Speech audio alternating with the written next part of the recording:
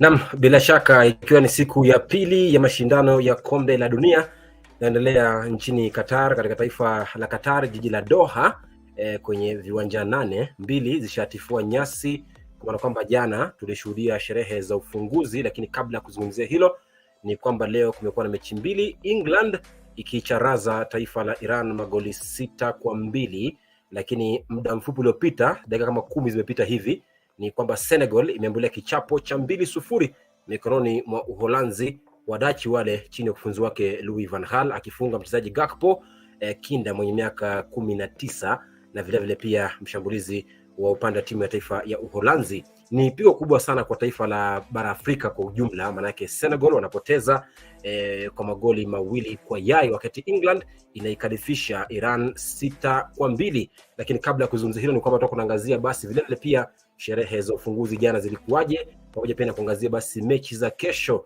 zitakuwaje. Ikumbuka basi kesho Lionel Messi anashuka dimbani kuanza safari yake ya mwisho ya kombe la dunia, kuwania taji ambalo hajawahi kulishinda katika historia ya taaluma yake kama mchezaji wa soka. Mimi naitwa Jason Sagini, the sports archbishop. Kipindi hewani ni Viva Qatar ndani ya WALKWITHSAGINI. Niko na wenzangu Mark Nyanjui, pamoja pia na Daniel Ogega, pamoja pia na Undercover, kuweza kufanya uchanganuzi wa kina uliokwenda skuli ukapigika vizuri kabisa, ikiwa basi ndani ya Viva Qatar. Fanya kunitumia ujumbe, uniambie kauli yako ni ipi kuhusiana basi na mada tofauti hapa na pale.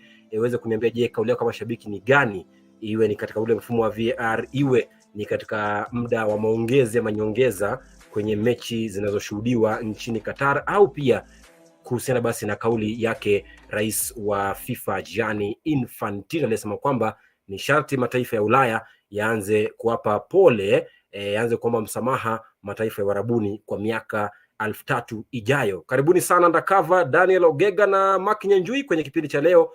Nafahamu kwamba mko vizuri, lakini najua kwamba hamko vizuri kama Waafrika, manake Senegal imetoka kupigwa magoli 2-0, lakini si neno, ni mchezo wa soka na zote hilo hufanyika. Lakini tuanzie hapo kwa mechi za leo, na tuanza na mechi hiyo ya mwisho ambayo imechezwa leo jioni kati ya Senegal na taifa la Uholanzi, ikiishia 2-0. Kwa ufupi, Undercover, upande wako, Senegal walianza vizuri mechi, lakini kidogo hawajakuwa na nafasi nzuri za kupata ushindi au hata sare katika mchezo wa leo. Asanti Sagini kwa nafasi, na nisalimie Dani, Mark, na hope mko fiti. Niko poa pia pande yangu na nashukuru. Ukiangalia hiyo game, ukiangalia na two perspectives. One, una feel kwamba Senegal walikuwa na advantage because I feel Netherlands ni kama walikuwa na prepare against Senegalese side which has money, because hata ukiangalia hawakuwa wameprepare what was coming, because hata ukiangalia setup ya Senegal walikuwa wana build up ile two from the defense and then expect a transition using their pacey wingers in the name of Ismailia Sarr na au kijana Diata, ambaye last tournament ilikuwa ni AFCON, watu walimuingilia sana kwa maumbile, jambo ambalo si mzuri hata kidogo. So na pia ukiangalia Netherlands on their part ni kama walikuwa na tegemea sana De Jong to bring the ball out from the back, na kutegemea Denzel Dumfries ambaye ni wingback na Dali Blind, lakini pesi ya Ismail Sarr na mwingine upande mwingine Diata ili neutralize wingbacks wa Netherlands, ambapo ndio maana ulipata the first half ilikuwa so much kg. Na feel Aliou Cisse alikuwa amefanya homework yake vizuri, but then at the end of it all, quality siku zote itajitokeza, and I think that is what happened. Kidogo off mic, off camera, Sagini umeteta sana kuhusu goalkeeper Mendy. Unasema that is a schoolboy era, na feel the same because your ball angepunch angalau asongeshe hiyo side ya the left wing. And I feel at the end of the day, quality may take the day, na ndio maoni yangu. Acha tusikize wenzangu as we move forward. Bila shaka Dan, kwa upande wako, mimi nahisi kana kwamba goalkeeper wa timu ya taifa Senegal Eduardo Mendy, goli la kwanza ni sawa, si makosa yake, amecheza vizuri kabisa mchezaji wa kiungo kati De Jong, pasi moja nzuri ikamkuta Gakpo na amefanya kufunga goli ambalo la kiustadi la kiufundi kutumia mbinu kama mshambulizi. Lakini goli la pili, shuti la kwanza anatema, alafu anatema kiafifu. Mendy is a quality goalkeeper, lakini hizo mistakes ndio zinamrudisha na kwa normal goalkeeper. Sijui mbona ajai learn from his mistakes. Hata ukiangalia hii season, that's hata Arrizabalaga alikuwa amechukua position yake kwa Chelsea. So hata the first goal he was equally guilty, hata kama umemtetea, sababu angetoka kwa line mapema, huyo jamaa angepata hiyo header. That was basic kwa upande wa goalkeeper, sababu wewe ndio unastahili kusoma, uko behind everyone, unastahili kusoma situation. Kama unastahili kutoka kwa line mapema, then unatoka. So alafu is not good playing with his feet. Hizo kwa modern generation goalkeepers, those are the basics ambazo naseli kuwa nazo, but generally mi chenye nasema kimekosti sana game ya leo, midfield yao ilikuwa packed, walikuwa more conservative. Ukiangalia wanacheza na Mendy, Kuyate, alafu na pia Idrisagana alikuwa a bit withdraw back, so it cut supply ya kwenda huko mbele kwa striking wao, so kulikuwa na bit of a distance between attacking na pia midfield. Overall defense ilikuwa poa, recovery rate ilikuwa poa. Ukiangalia the moments ambapo walikuwa vulnerable but wali recover haraka kutoa zile threats kwa Netherlands. So generally Senegal walikuwa na good game but they did not have the final product, na hiyo ndio imewacost. Ukiangalia hata hii bao ya mwisho I think ilikuwa tu ile, unajua mko 1-0 down alafu refa almost ashaka akipenga kwa mdomo, so generally you feel like the game is beyond you guys. Lakini sasa they have to look beyond hii game ya leo. Kuna game inakuja very difficult again, Ecuador ambayo wanajua if they get a point from there watakuwa half ingia around ya mondoano against Qatar. Sidhani kama itakaa ngumu, but sasa shida ni ile wamepoteza game ambayo ilikuwa very critical. For me nilikuwa naomba iwapo Senegal hawakupata kufunga, the score remains 0-0 at 90, but football is football. Kinyanjui, kwa upande wako, unajua Kinyanjui anasema kwamba Senegal haipo, hajui mbona mnaitetea sana. Anasema kwamba Senegal kiukweli kabisa haipo, lakini kwa mtazamo wangu Kinyanjui, first half they had a lot of chances on their own. Senegal on their own they had a lot of chances in the first half. Second half pia vile pia walikuwa vile, lakini bado mambo ya kwenda sawa. Walikosea wapi Senegal?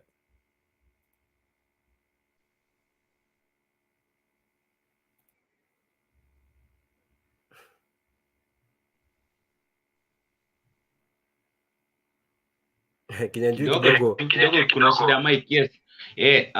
Sasa I think the problem with Senegal is hata nilikuwa ninasema tu not so long ago, Senegal yes ndo African champions and on paper wako na a strong side, lakini ukitazama ile kikosi ukiangalia sana midfield inakosa any progressive ama creative options hapo katikati ya uwanja. Kwa hivyo unapata there is an overemphasis on Kalidou Koulibaly kuwa the progressive passer ambaye anatumia passing range yake kujaribu kutafuta the wider players, that is Ismail Assar na Diatta. Na utapata usually what happens is that kwa sababu hawana any creative options ama Odegaard type of play in the middle of the park, unapata that is the only way kutumia Kalidou Koulibaly na passing yake kutafuta hao watu wako pembeni. Sasa unapata leo ilikuwa ile situation yenye hata kina Ismail Assar wakipata hiyo ball wakijaribu ku create 1v1 situation, unapata mtu kama Ismail Assar from the left flank alikuwa anasomwa sana kama kitabu na Denzel Dumfries, anaitwa aje, Mathis de Ligt. So unapata much as Senegal had the ball, yani hawako effective sana nayo, if I may put it that way, and that is homework done well by Louis van Gaal ambaye alikuwa anajua ni kama Manchester United ambao when they have the ball, kwa sababu hawana any progressive passers, hawatakuwa effective sana wakiwa nayo as compared to when they are playing on the break and they have pacey players kama Ismail Assar na Mane ambaye pia ako much missed, kwa sababu angesaidia sana in a situation like this given the situation they find themselves in. So kitu naweza sema ni kwamba hii ilikuwa of course kwa hii group favorites ilikuwa kati ya Denmark and Senegal who will emerge first and second. That means the game against Ecuador for Senegal is a must win, and Ecuador si team ambayo tunaweza take for granted. Nilikuwa naambia a colleague of mine last week, nilikuwa namwambia Ecuador, yes, as much as only Ena Valencia is the only player with prior World Cup experience in the squad, bado ukiwaangalia tu venye walicheza wako organized na wako na structure na wako na some decent and good players. So that means wamejieka in a very difficult position, and that's why at the end of the day nasema watu wanasema yes, Senegal are favorites to win, and on paper yes, they have the squad na walitoka kubeba AFCON, but to some extent naona ni kama watu wana overrate to some extent. That's what I can say. Yes, wata proceed na naona wanaweza proceed, but sitakuwa surprised wakikosa kutoka hiki kikundi chao. Sitakuwa surprised. Alright, bila shaka maoni yake hayo Mark Nyanjui, lakini nafikiri kwamba we have to give credit to Ismaila Sarr because amefit in very well in Sadio Mane's shoes, and in some way he did some good work today for Senegal. Only that they wasted their chances because first half kiukweli kabisa Uholanzi walikuwa kidogo wanafanya masiara hapa na pale, lakini nafasi hizo kidogo ukizipoteza katika mchezo wa soka zote unaambiwa kwamba ukipoteza kipindi cha kwanza basi kipindi cha pili unakuja kuadhibiwa kwa goli moja na mchezo kaishia hapo hapo. Kabla ya kuelekea katika mchezo wa Uingereza, nisome jumbe za mashabiki mtandao nasemaje.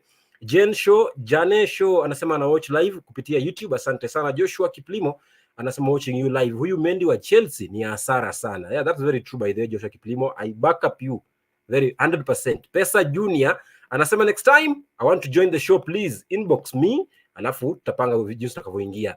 Regina Sancho anasema Senegal, Mendy is just shit. Analia kweli kweli. Pole. Dennis Kazungu anasema yani mnalaumu Mendy. Goli la pili kivipi kama goalkeeper unachezea? Acha nisiongee sana, kasirika na sitaki kasirika. Pesa Junior anasema otherwise niko live. Asante sana. Adintia Frank anasema kwamba ndio kuingia Sagini. Asante kwa kuingia. Alafu namuona Idris Mwashumbe anasema kwamba very impressive, ndio anaingia. Atancha Mose anasema Senegal wamelack creativity the last minutes manze. That's very true. Murudhi Dani Dancy anasema when you have defenders as the playmaker kuna shida. Senegal Ruere. Adintia Franklin anasema kwamba Senegal nadhani wametoa funzo kwa timu zingine za Afrika. Concentration last minutes wanajisahau vibaya sana. That is very true. Now to the second game ambayo imechezwa leo mapema kabla ya mchezo wa Senegal dhidi ya Uholanzi, ni mchezo ukati ya Uingereza ambapo imetoka kumkalifisha Iran magoli 6-2. Undercover on your side, England ilipata mnyonge ama England ni wakali? Which is which? Both are correct. Both statements are correct because one, na feel Gareth Southgate alipata very correctly kuabandon ile system yake ya 3-5-2, 3-4-3 or a 3 something. Akaseto na back four, and it's a back four that had the protection of Declan Rice na Jude Bellingham ambao walicheza vizuri sana kivyangu, especially Jude Bellingham. Ukiangalia Jude Bellingham is a 19-year-old who plays like prime Andrea Pirlo. Kwa wale tumetizama mpira for long tunajua how Andrea Pirlo, how good he was, that is.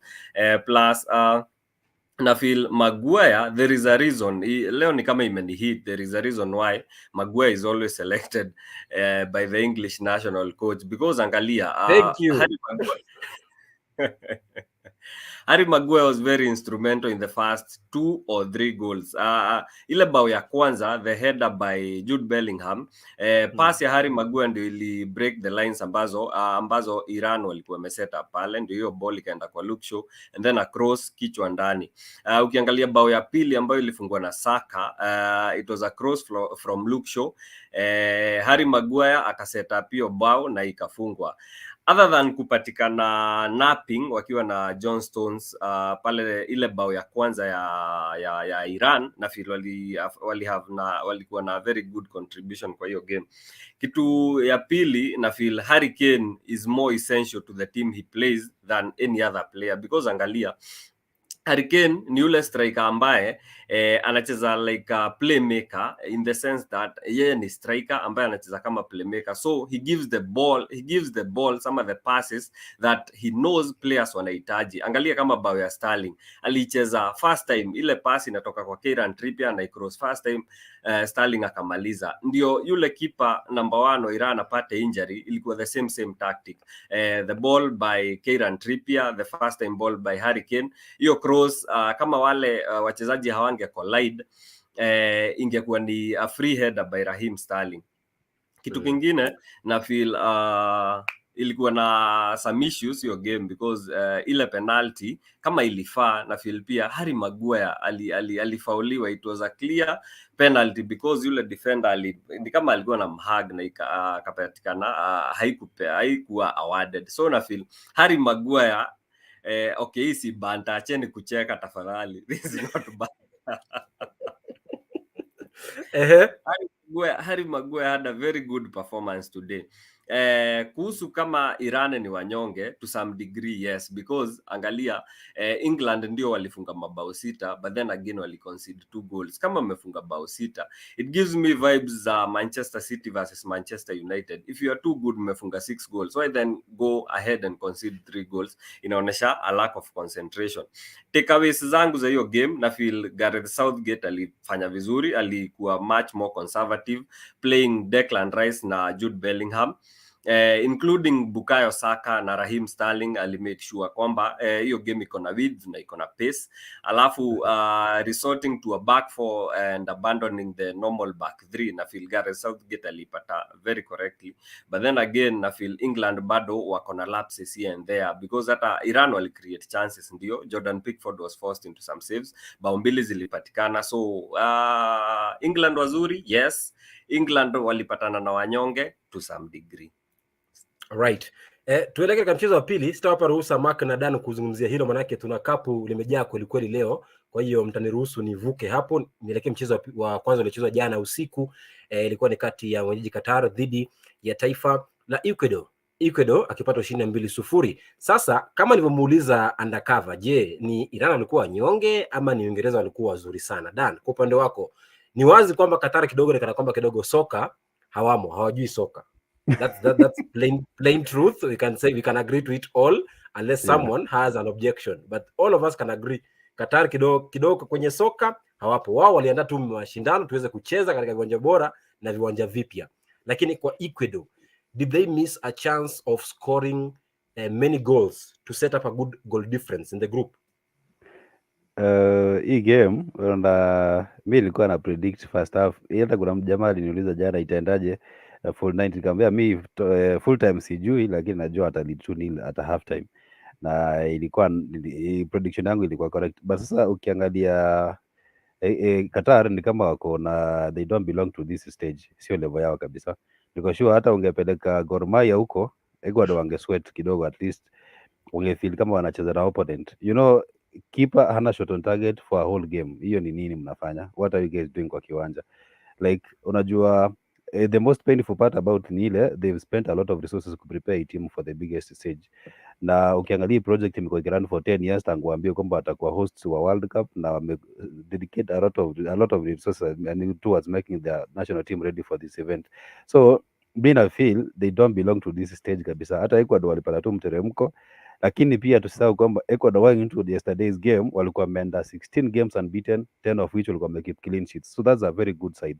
So ukiangalia vile wana keep their defensive lines hapo katikati, midfield, nyuma na attacking quarter wako very fluid, alafu wako na advantage ya kuwa na ule holding midfielder ni Destroyer ambaye pia akitransit akiingia hii offensive third ya opponents anakaa ni playmaker pia. Huyo Moses Caicedo is a very good midfielder, na pale mbele wako na Ena Valencia ambaye is very experienced. Kitambo wakiwa West Ham, I think mnajua experience yake kwa Premier League, so ako na exposure at the highest stage. So my wish ni ile injury yenye alipata nayo akilimpa kitu kiwanja iko serious. So tumuone hizo games zitakuja kama atakuwa anaendeleza na ile form ameanza nayo. So kwa hii group mwenye ako more at risk kutoka ni Senegal kuliko Ecuador, kwa sababu Ecuador akihold out for a draw hiyo game inakuja atakuwa half ya ameingia the qualifying stages. Shida ni ile sasa mwenye Netherlands. I think Netherlands they've got lucky against Senegal.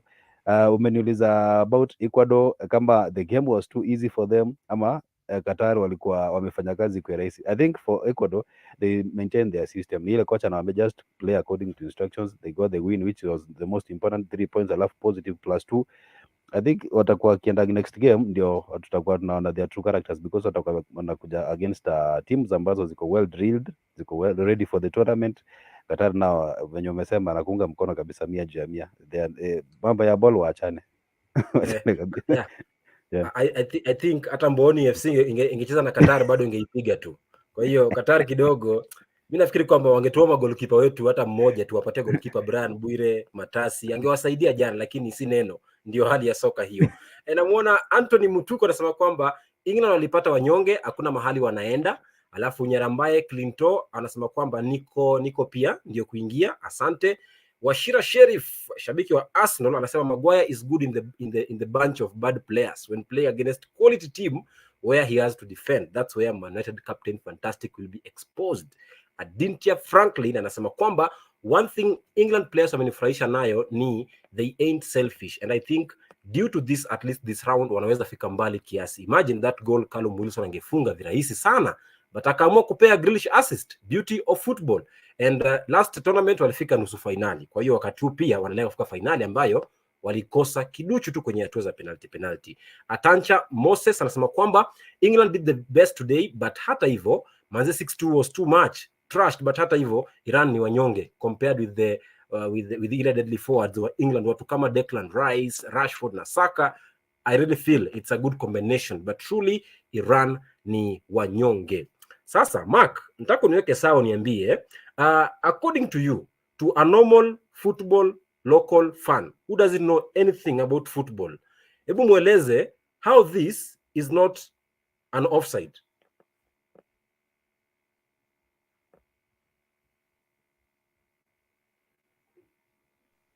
Mark. Yes. Okay. This isn't an offside. Huwezi sema hii ni offside kwa sababu ukiangalia ball, okay. Initially at the start, Estupiñán analeta hiyo cross from deep, and then this goalkeeper, hata kama make a rash decision, to some extent ili work in his favor. Hiyo ni bahati, to be fair, because yes, we keep saying that the keeper is supposed to come for crosses. He's supposed to be effective at commanding his area. But at the same time, hakuwa amesoma hiyo situation vizuri kwa sababu already there are like 3 or 4 Qatari players that have covered the situation. So the keeper should already be in a situation where hajanini. Kama keeper angekuwa ametokelezea hiyo point, and then ena Valencia go on kufunga, hiyo ingekuwa bao without offside. But now it's a situation where when the keeper is ahead of the last man, in this case ni mjama mwenye ako nyuma yake, exact.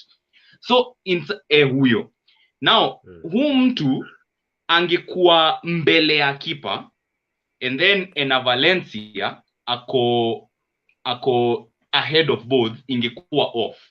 But now if the keeper was behind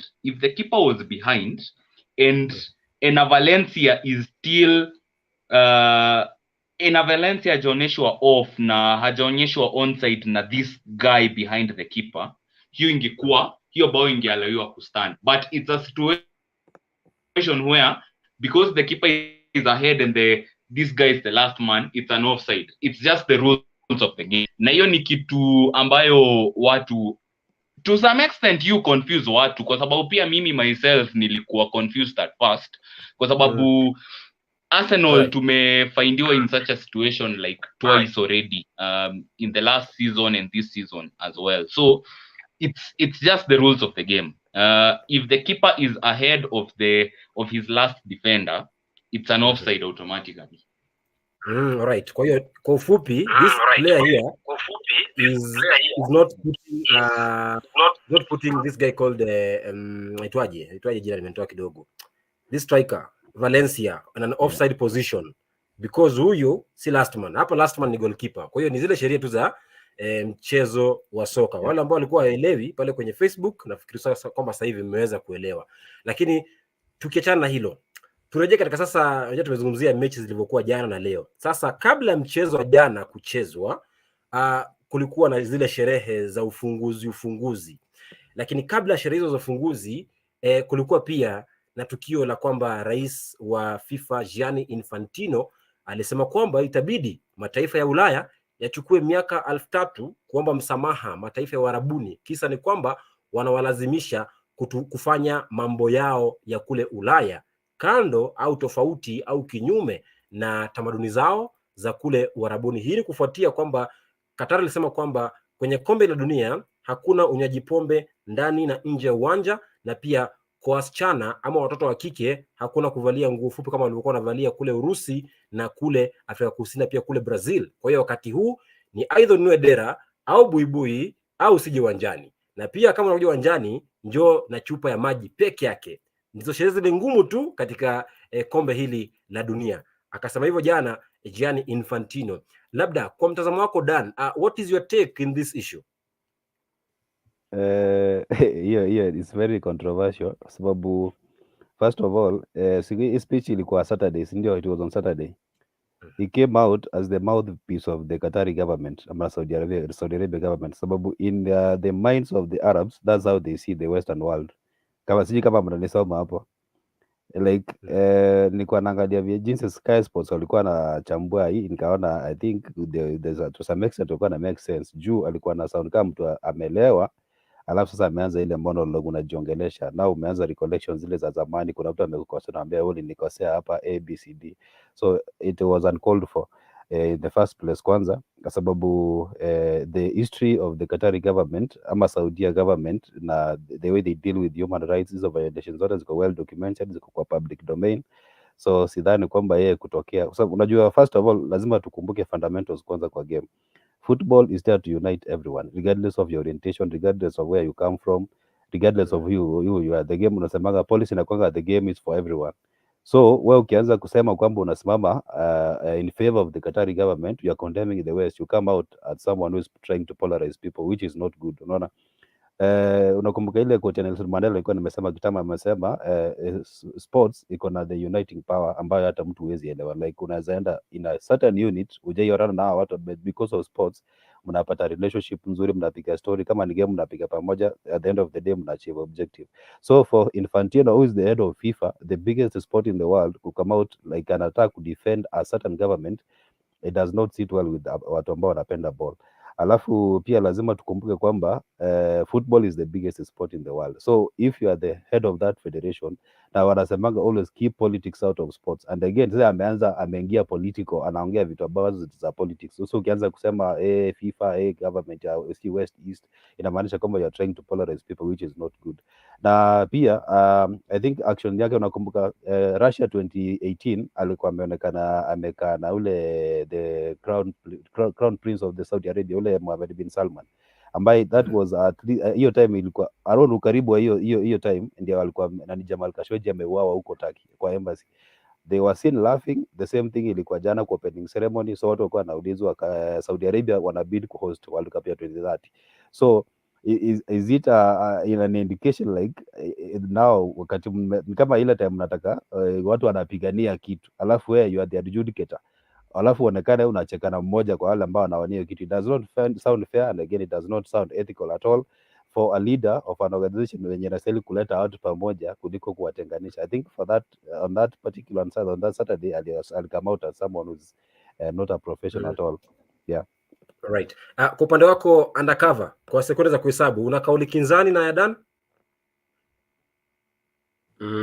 Naungana tu na kila kitu yenye amesema, but then nitaangazia part ya vitu alikuwa anasema, because alisema today I feel gay, today I feel as a woman, today I feel like a migrant worker, tonight I feel like all those stuff, like alitaja the marginalized group. Alafu kitu ilinikasirisha zaidi ni kusema those migrant workers wana benefit because they earn much less than they do in their country. So what do you mean, like una justify whatever ina happen kule just because people are earning more than they are earning in their country? What about the people who died? Because kulikuwa na statistics, okay, sita quote because I might not be accurate, but inasemekana during the preparations of the World Cup, Qatar ndio tumepoteza watu wengi sana in the build up of the preparations for the World Cup.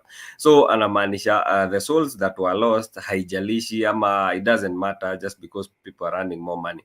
One thing is huwezi sema una feel kitu, ni kama tu mtu amepoteza mpendwa wake. Sorry for using this example.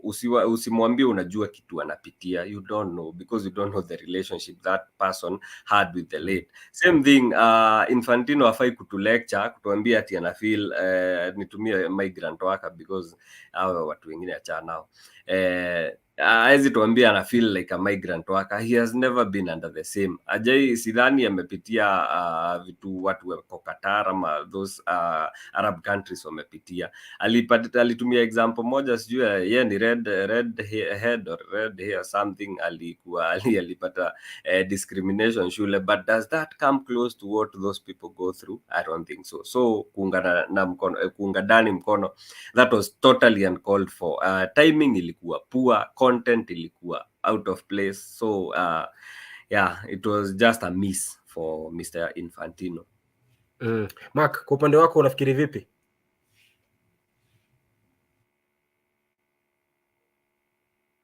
Ningetaka niseme just a minute. Yeah, kwa upande wangu kitu ambacho ningependa niongelee ni kwamba nawaunga mkono completely undercover na Dan on what they're saying, but at the same time I feel alikuwa na point venye alikuwa nasema like Europe owes the rest of the world an apology in terms of for 3000 years Europe ndo wamekuwa kitunyanyasa, and then out of the blue wao ndo sasa wana call for human rights ati because of how the Middle East ama the Gulf region wamekuwa kitreat other people, kwa sababu hizo issues ni well documented.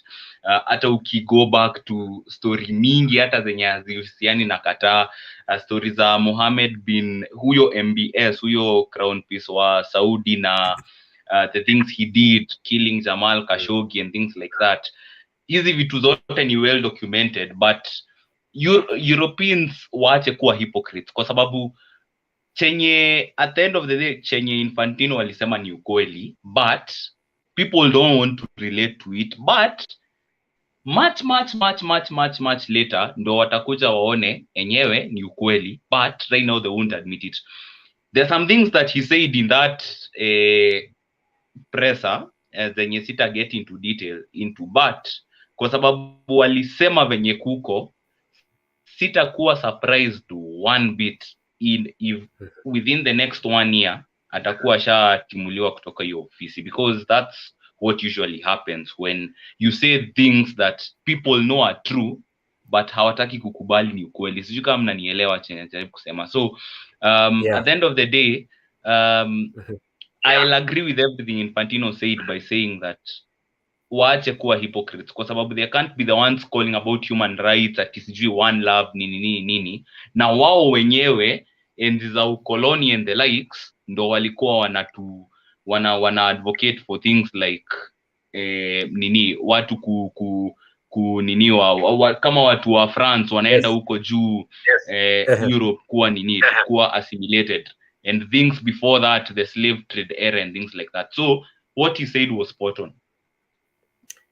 Yes, I think in some way nakubaliana Mark Kenyanjui. I think he nailed it because nafikiri watu kutoka Ulaya, mataifa ya Uingereza, Marekani, huwa nafikiri kwamba wao ndio mibabe, wao ndio wenye nguvu sana. Kwa hiyo mara nyingi wanalazimisha mataifa mengine kufanya mambo ambayo hayastahili, hayakwendi sawa kwa bako na maadili ya mataifa hayo. Kwa mfano, jambo la mapenzi ya jinsia moja, jambo la unywaji pombe hayakwendi na tamaduni za Qatar. Kwa hiyo ni kwa nini mataifa ya Ulaya yajaribu kulazimisha mambo kama hayo kuelekea kwa taifa la Qatar?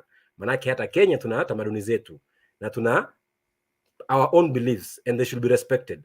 Nahodha timu ya taifa ya Ufaransa Hugo Lloris alisema kwamba ndio atavalia armband ya LGBTQ, lakini akasema kwamba nitakapokwenda Qatar nitaheshimu sheria zao, na pia wao wakija Ufaransa ni sharti waheshimu sheria za Ufaransa jinsi wanavyofanya, na kwamba ukienda kwa Warumi fanya wanavyofanya Warumi. Kwa hiyo in some way 50% he said the truth about the culture, but then in this other things about politics, yeah, as Dan says, ni ukweli kabisa. Mtandao unasemaje mashabiki? Edwin David Texeira anasema kwamba good evening to you too. Idris Mwashumbe anasema kwamba Qatar lost yesterday and guess who was trolled? Olunga. Kisa ni kwamba anachezea klabu ya Al Duhail ya kule Qatar. Dennis Kazungu anasema what if Infantino was only using satire? Okay, we don't know that, but okay, sawa. Catherine Bosco anasema tuko live, asante sana Nieso. Antonieso anasema niko tuned in. Martin Barasa anasema great job bro, I'm watching live from Ukunda Mombasa, asante sana. Virginia Sancho anasema kwamba Gianni just said the truth guys. Loli Katel anasema kwamba Mendy is good but his time is up. Swab Aisha anasema nimechelewa vibaya sana, pole.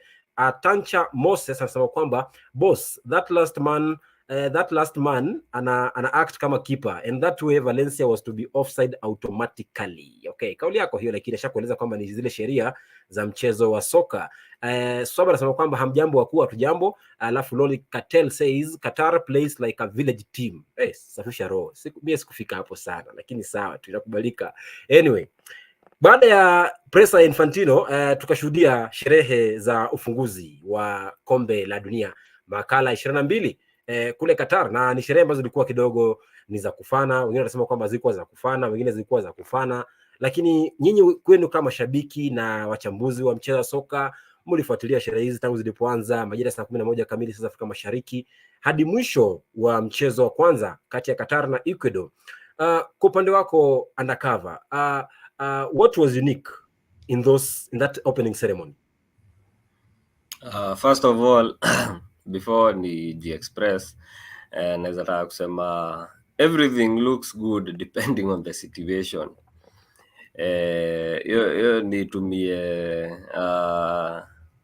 Nitumie like an example heading into what I want to say, because angalia kuna watu wanasema it was an occasion ambayo ilikuwa ya kufana.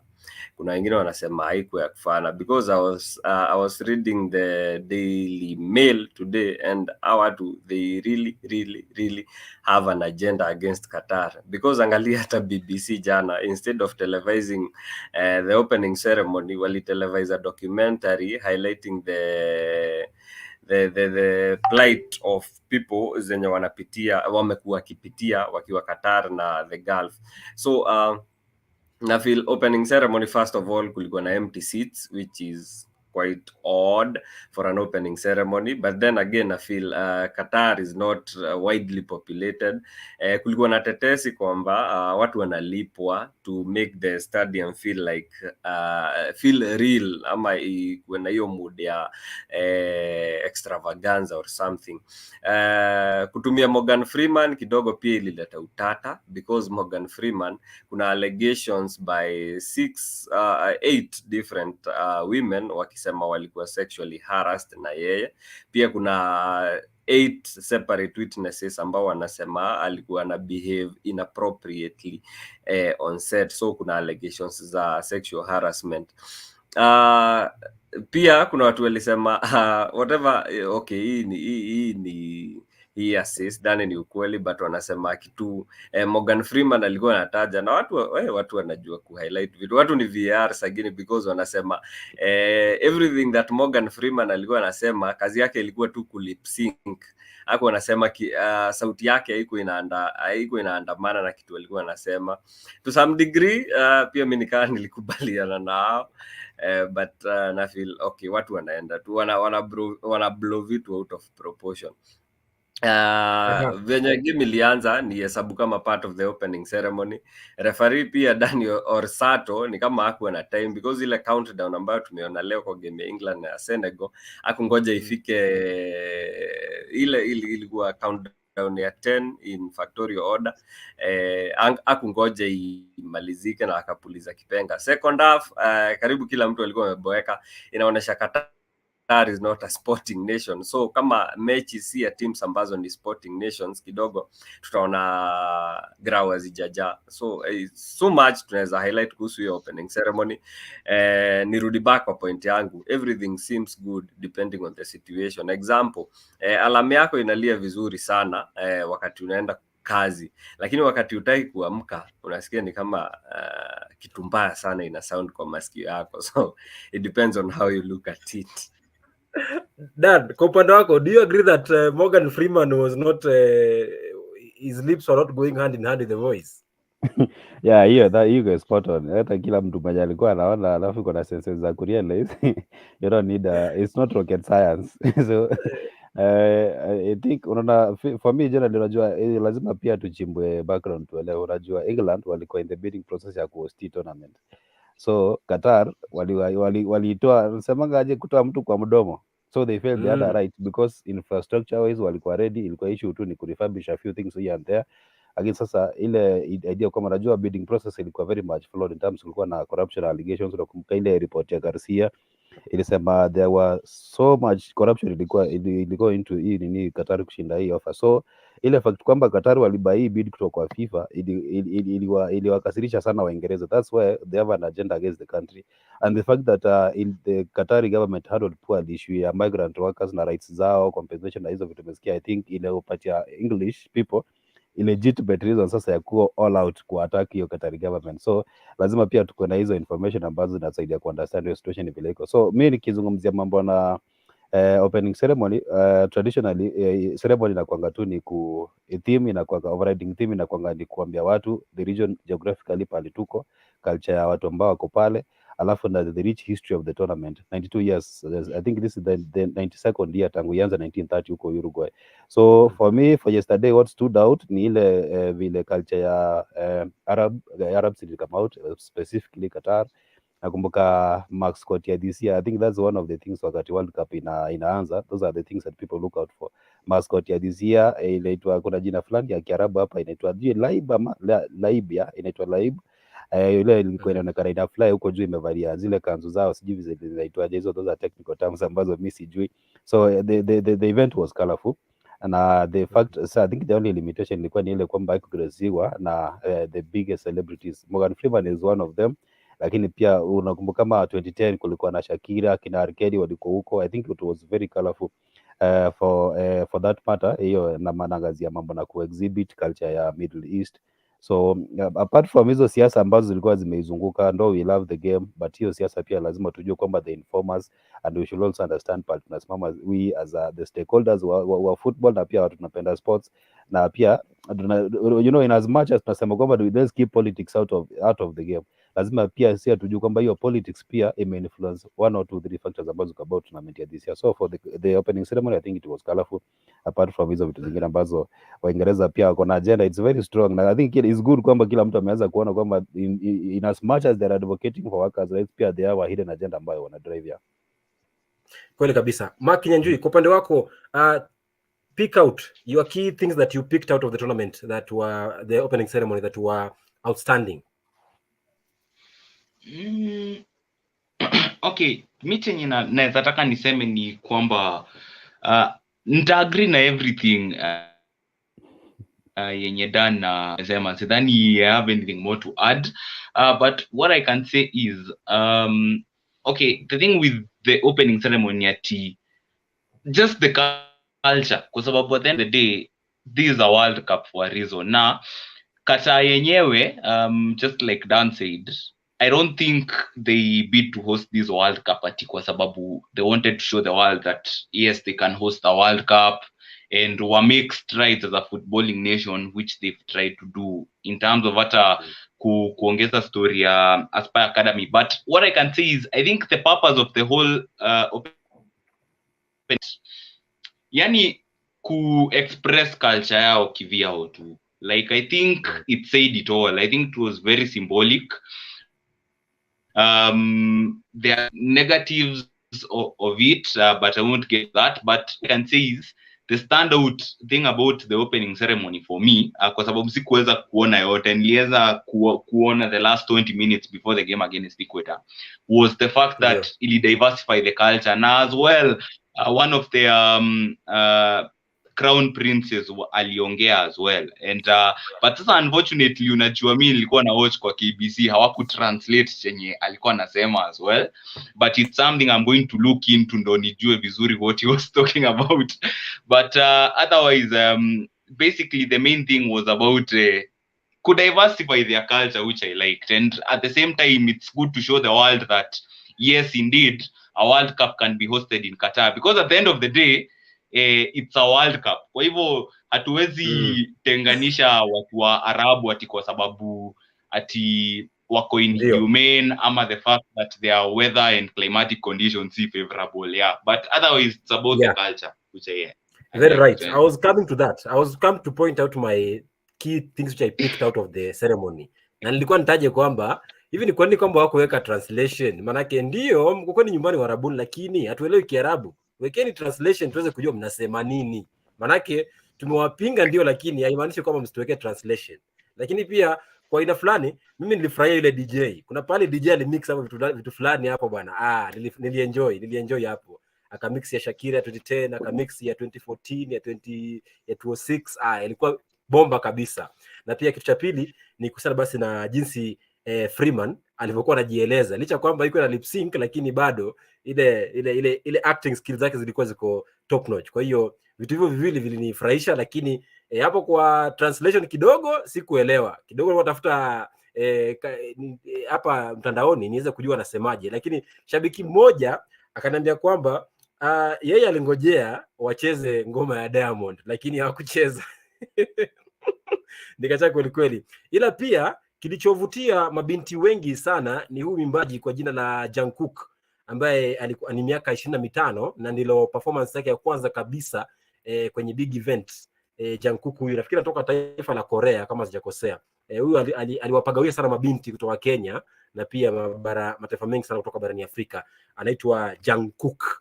Ndiye aliyeperform jana kwenye opening ceremony. Kwa hiyo pia naye vile vile aliwavutia mabinti wengi sana, ikiwemo Katrina Kate Ndinda. Aliniambia kwamba huyu jamaa hatari kweli kweli. Najua kwamba macrush hapo ashapokea wengi, ila si neno.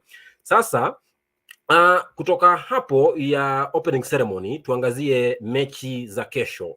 Kesho kuna mechi kadha ambapo Ufaransa inacheza bila shaka yote, na nafikiri kwamba inacheza timu gani, acha niangalia hapa haraka upesi kabla kwenda mbali. Ufaransa inapiga dhidi ya Australia saa 4 kamili, lakini kwanza kabisa Leo Messi anafukuzia taji lake la kwanza la dunia kabla ya kustaafu soka. Anakuwa anakipiga dhidi ya Saudi Arabia.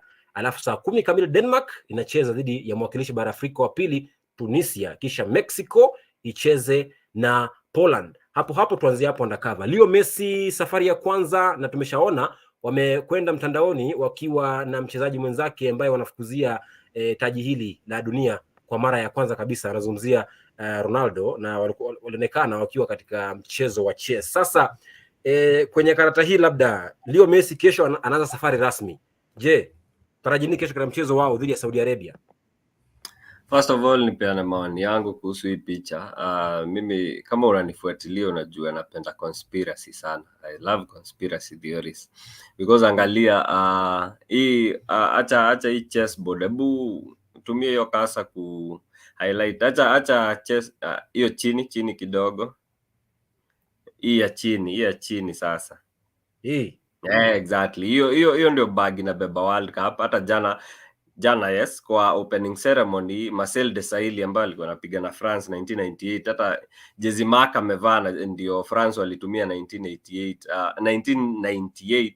Marcel Desailly alileta kikombe cha World Cup na the same bag ni Louis Vuitton, so kulikuwa na some form of advertising and so on and so forth. But nafikiria hivi this is a chess game ambayo ina call for a lot of critical thinking. Sijui kuicheza but nasoma kwa mitandao najua inahitaji a lot of critical thinking. The two players wenye wamekuwa at the top of their game for the last 16 or so years wame dominate our generation or so to speak.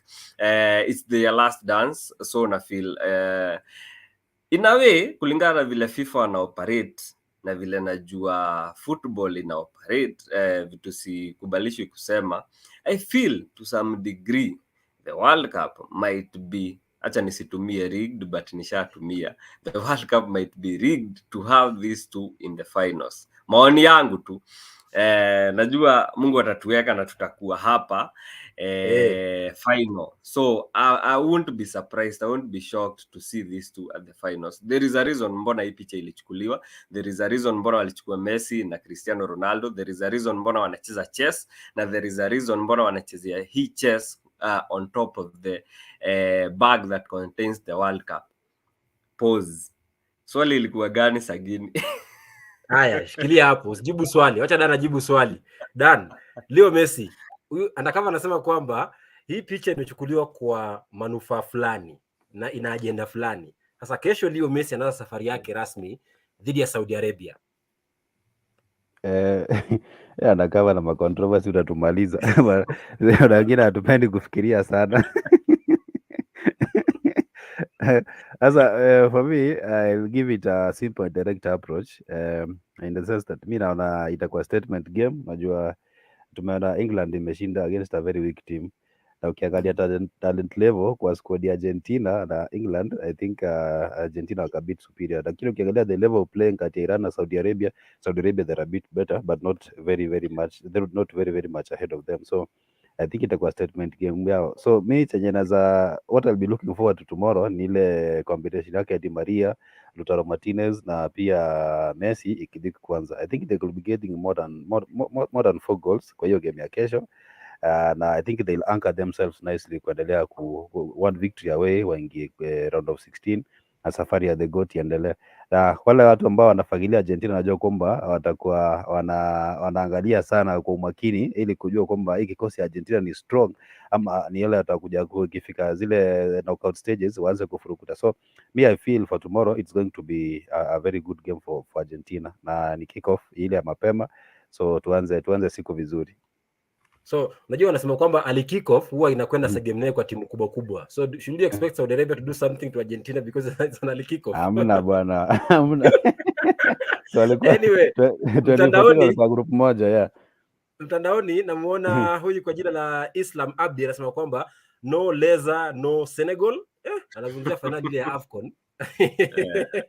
Atancha Mose anasema kwamba Infantino hakuwa anadai kufungua roho, but the truth is huyo msee anadai kuwa God sent, but ni truth huyo msee hakai mreal at all. Franklin Kimboi anasema kwamba so far my team is doing well after 6-2 win, and Souness should remember to compare our man Grealish with Almiron. Alafu Edwin Texera anasema kwamba LGBTQ inaleta shida sana, si waiwachilie tu, culture aside. Halafu unamwona Simalov anasema Senegal played well, so sad they lost. Very true. Islam Abdi anasema kwamba no Leza no Senegal. Franklin Kimbo anasema kwamba Nairobi women rep should look for a serious team to support at World Cup because I think her team Senegal will be knocked out after today's defeat. Alafu anasema kwamba Tancha says despite all the errors na Freeman, huyo mzee na huyo jamaa who was disabled, their representation was lit, and indeed the message was dope. Very correct, I agree with you. Isam Abdi anasema kwamba hello brother, no Leza no Senegal. Utarudia sana bwana wewe pia wewe. Sasa tumeshasikia bwana. Suzy Linchege anasema kwamba hello, niko tuned from Parklands. Asante sana kwa kujiunga nasi Suzy Linchege. Alafu Islam Aisha Soba anasema kwamba Saudi Arabia watapigwa 5-0. Mas Junior anasema kwamba hapo Senegal ni kama Mendy ameleta suara za Chelsea. Messi all the way. Adintia Franklin naombea Messi hat-trick kesho. Saudi Arabia watakiona cha mtemakuni. Najua popote alipo Ekadeli ni shabiki wa timu zinazoanza na Argentina, Arsenal, FC Leopards. Kwa hiyo najua Arsenal ipo kileleni mwa jedwali la ligi kuu soka Uingereza. FC Leopards ilipata ushindi dhidi ya Ulinzi Stars weekend jana. Argentina kesho. Kwa hiyo najua popote alipo anashabikia kwamba kesho Argentina iweze kuilaza Saudi Arabia. Maki ya Njui kwa magoli mangapi?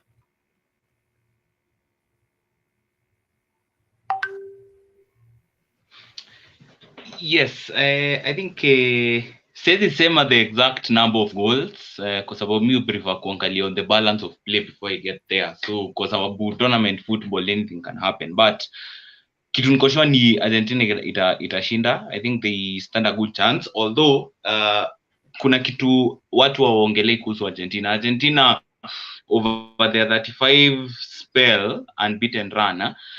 Kuna venye Lionel Scaloni amekuwa dependent on a specific unit of players, wako close knit, na wamedevelop some certain chemistry, and there is one player that no one is talking about wenye watamiss sana, na huyo player anaitwa Giovanni Lo Celso.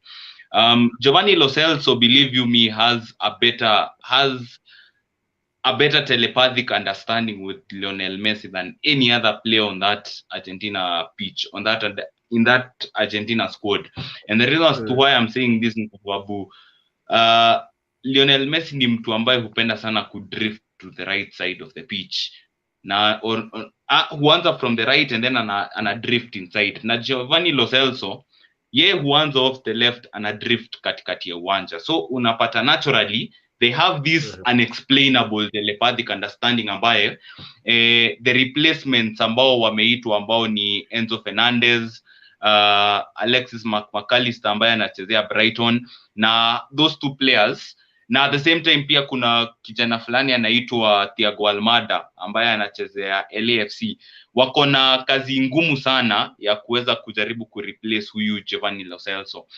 Much as Argentina yes can go far, and I really think just like Undercover was saying, na hiyo conspiracy theory yake ambayo get thinking that there is a reason, maybe fate could have it at this time, one of the two goats gets to win it. I think there is a reason as to why iko hivyo. Whether si uongo, but sikuwa nimefikiria hivyo, but nimeona ni ukweli. And what I'm saying is, despite the fact hawana Lo Celso ambayo watahata for the first like 1 or 2 games, I think they'll still go far. So that's what I'm saying, hata kama watashinda mechi kesho, itakuwa by a minimal margin, maybe by 2 goals or something like that. Inaweza kuwa 4-2, inaweza kuwa 2-0, inaweza kuwa 3-1, but maybe by a minimal margin, kwa sababu kuna chemistry fulani ambacho replacement wa Lo Celso ata have ku adjust into before they can move forward as a unit, but they'll do well.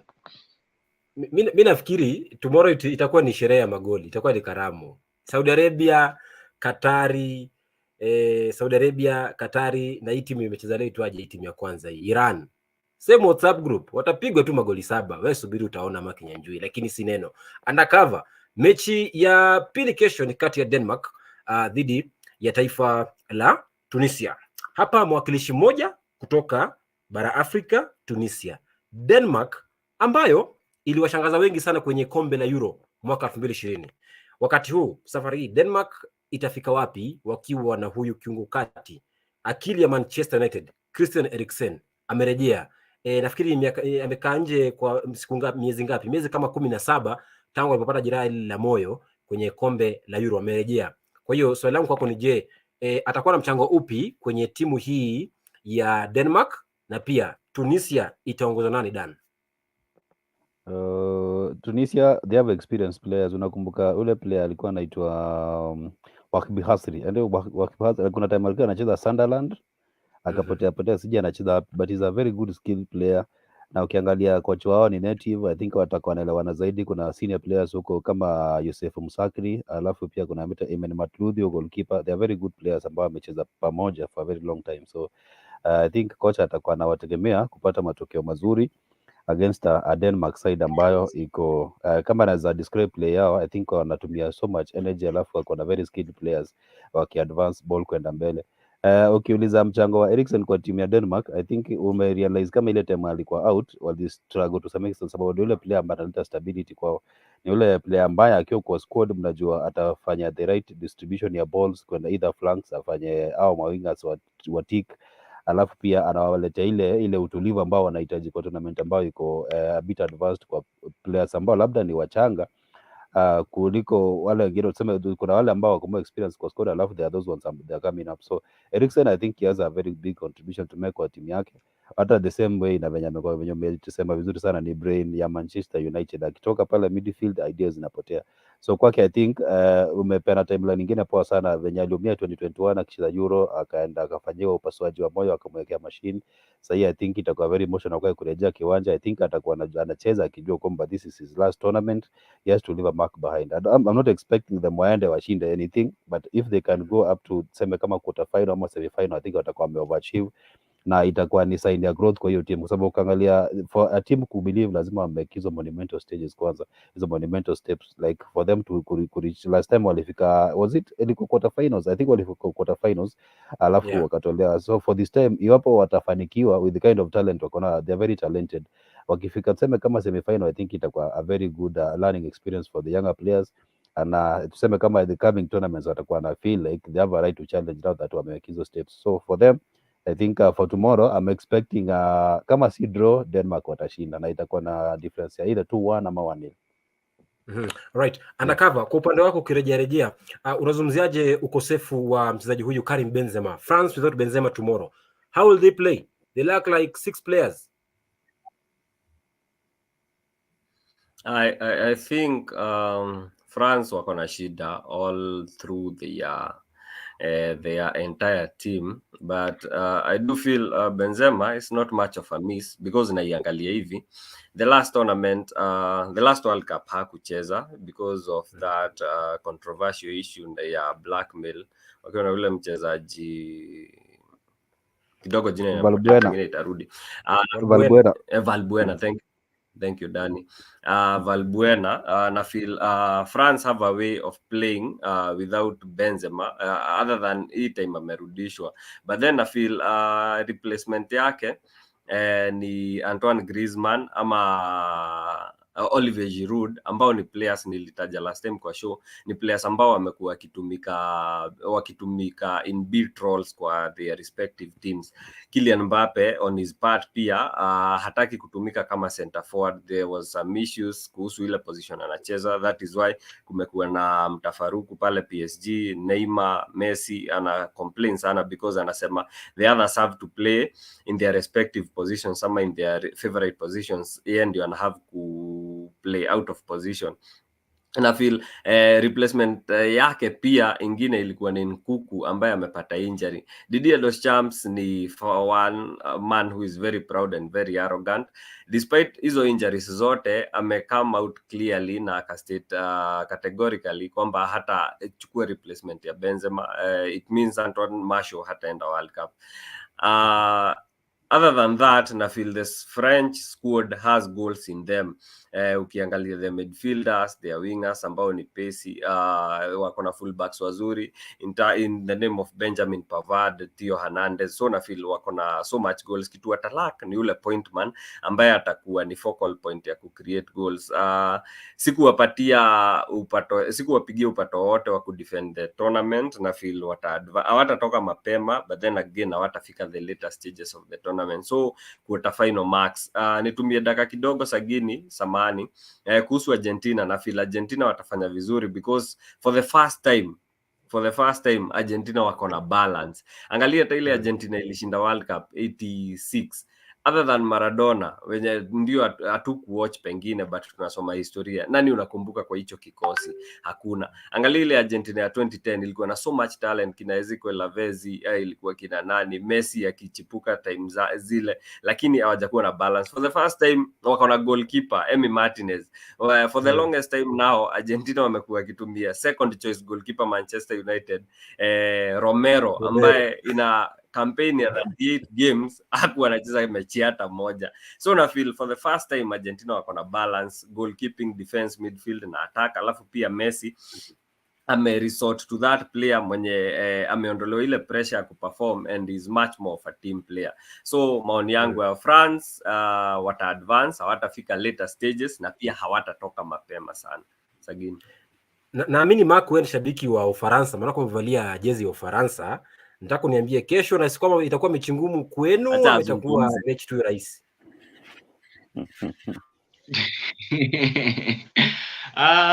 Okay, the thing about it is France, kwa sababu mimi ni shabiki hakiki sana wa France. Nimekuwa shabiki wa France tangu for as long as I can remember, probably since 2006, ile wakati Zidane aliheadbutt Marco Materazzi, and as well kulikuwa na a lot of Arsenal influence kwa players wengi walikuwa wachezea France. But what I can say is France have been through us before. Right now, tuko in a situation where since tubebe Nations League in 2021, wakati tulishinda Spain by 2-1, tumekuwa on a patchy run of form. Hasa ukiangalia hata Nations League hii yenye iliendelea June and September. Denmark ambao tunaenda kuface kesho have always given us a hard time. Not just at the Nations League where they beat us both home and away, but also at the 2018 World Cup, because even for that game walisha 0-0. So what I can say is right now, to some extent, watu watasema yes, Nkunku is injured, Benzema is injured, which is a big blow specifically for Benzema, who's a Ballon d'Or winner. But to be fair, amekuwa na injury issues this season hata akiwa pale Madrid, na hiyo responsibility imekuwa beared sana sana by Rodrigo kama false number 9 huko Madrid, na bado Madrid wanatamba. The absence of Benzema probably means now that Giroud, who has a more telepathic understanding with Mbappe, I think ita get the best out of Mbappe. And kama ameweza kutaja kuhusu venye Mbappe ataki kuwa center forward, which is true. Mbappe wants to attack the space. Mbappe isn't someone who will hold the ball up or play that Hurricane role, Messi role ya kutengenezea watu wengine nafasi, kwa sababu yeye inafaa atengenezewe nafasi. And there is no better player to do that in the world than the guy that Eden Hazard labeled the world's best target man 2018, which is Giroud. Na utapata hata hiyo World Cup, Giroud ndo alisaidia Mbappe kuwa shining light wakibeba World Cup 2018. So what am I trying to say, Sagini? Nataka kusema kwamba Giroud akianza with Mbappe hapo mbele, I don't think itakuwa problem with Griezmann making late runs from deep. Now the only problem yenye ina stem with the French national side ni kwamba, especially ukiangalia safu ya katikati na safu ya ulinzi, unapata hakuna experience whatsoever. Rafael Varane is patched up, ako injured, hata cheza game ya kesho, meaning there is no leader.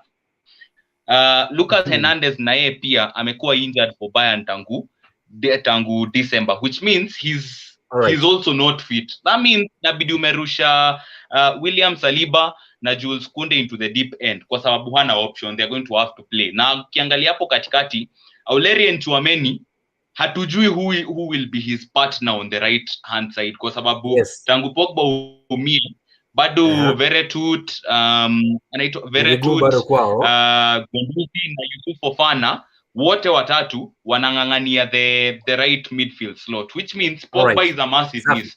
So heading into the game tomorrow finally, tukia kidogo dakika moja, heading into the game finally tomorrow, siko very confident manake tunaenda kucheza na Australia. Okay, Australia yes, tutawamaliza but against Denmark and Tunisia, hapo kidogo sitawa underestimate. But lastly, what I can say is France watatoa hii kutolewa group stage, defending champions kutolewa group stages. I think they will have enough to get out of the group stages and into the round of 16, but wakienda mbali sana watafika quarters, hivyo ndo naweza sema. But as a fan, I can only hope for the best. I'll tell you one thing, Mark. Tomorrow against Australia, you can get a win. But against Tunisia and Denmark, naona kichapo. Mbili mfululizo. Kwa hiyo kupita group stage kwa Ufaransa wakati huu, ngumu sana, lakini group stage nao watapita. Group stage watapita. Lakini round of 16 ndo maybe watatolewa. Mark, we are out of time. Susan Chege anasema kwamba stop overthinking undercover. Alafu Adincha Franklin anasema kwamba naombea Messi hat-trick kesho Saudi Arabia, watakiona cha mtema kuni ya ise. Isam Abdi anasema kwamba remember Egypt versus Senegal, no Senegal. Alafu Telimo Dorga anasema kwamba Denmark will struggle kesho na wanaweza Kenya on this against Tunisia. Virginia Sancho anasema kwamba Argentina will win big kesho. I see a Messi hat-trick. Idris Mwashumbe anasema Denmark draw, France lose, Argentina win, Mexico draw or win. Na hapo kwa kauli yake Idris Mwashumbe inashikamana nayo, mnipe ubashiri wenu wa kesho kwenye mechi za kesho. Kwa ufupi tu Dan, tuanze nawe. Mechi ya kwanza ni kati ya Argentina na Saudi Arabia. Argentina 5, Saudi Arabia 0. Mechi ya pili 5-0. Yes. Denmark Tunisia. Hatuogopi. Hapo Denmark 2 Tunisia 1. Denmark 2 Tunisia 1. Mexico Poland. Yes. Mexico 3 Poland 1. Alright, mimi naona sare hapo. France Australia. France 4 Australia 1. Ai, magoli mengi sana, watafungiwa nani sasa? Lakini sawa tu. Undercover kwa upande wako, Argentina Saudi Arabia. 4-0 in favor of Argentina. We?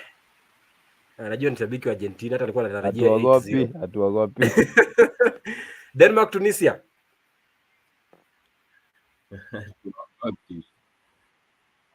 Yeah? Denmark 2 Tunisia 1. Right, sawa na Yadan. Mexico Poland. 1-1. France Australia. France 3 Australia 0. Right. Mark, umesema kesho mtashinda, magoli mangapi?